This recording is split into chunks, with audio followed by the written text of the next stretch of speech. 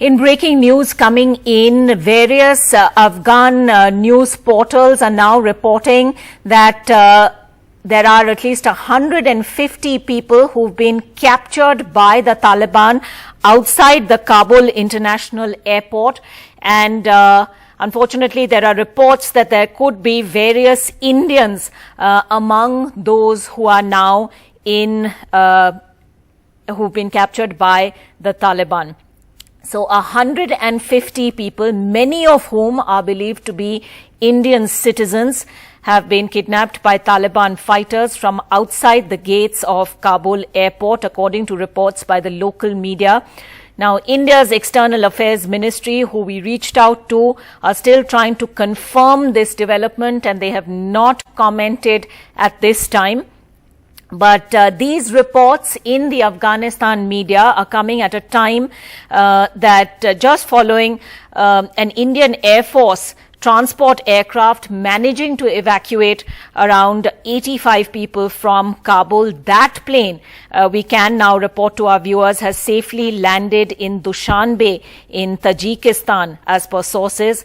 Now, we know at this point that a second aircraft, a larger one, a C-17 transporter of the Indian Air Force, was on standby to evacuate 150 to 180 Indians who were also stuck outside Kabul airport. Whether the people who've been captured by the Taliban are among those or not, well, we'll have to verify that. As we say, these are reports in the Afghanistan media that are as yet not being confirmed by the Indian government. Vishnu Shom joining us at this point. Vishnu, what more are we hearing? Ankita, was that a question for me? Yes. Ankita, the situation at this stage is reported to be quite grim. Now, the External Affairs Ministry, we've reached out to them and we've asked them for some sort of comment on the situation in Kabul right now, and the 150 approximately Indians who are reported by local media to have been taken away from outside the airport. The External Affairs Ministry at this stage is not offering comment, but have said that they will get back to us as soon as they find out more details. The situation outside the airport, I can tell you, has been desperate now for the last several hours. There was one Indian evacuation flight which took place earlier on during the day.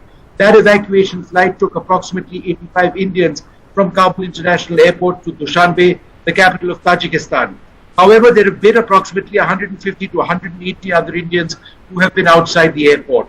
The inner perimeter is maintained by the American forces. The outer perimeter is entirely Taliban.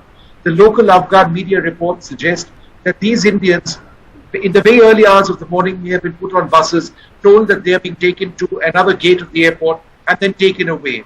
Some of the tweets which have come out, again, from Afghan journalists, suggest that some Indians were beaten.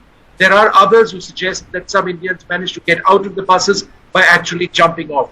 I should mention that these are single sources, but these are published tweets and published documents, articles, in fact, in the Afghan media at this juncture, which are reporting this. The External Affairs Ministry is looking very closely at the situation right now.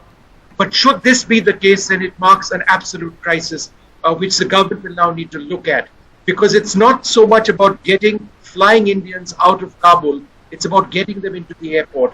At this juncture, that is the real problem. If these 150 Indians are not there.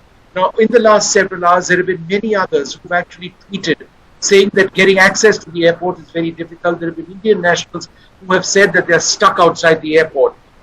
Remember, the embassy has been evacuated, so therefore there is minimal support on the ground. We do not know how locally the embassy is managed, or what remains of it are managing to coordinate the movement of these people, are Indian nationals inside that airport. So obviously it's a critical situation, and it really needs to be looked at very closely, and I have no doubt that that's being looked at the very highest levels of government at this stage.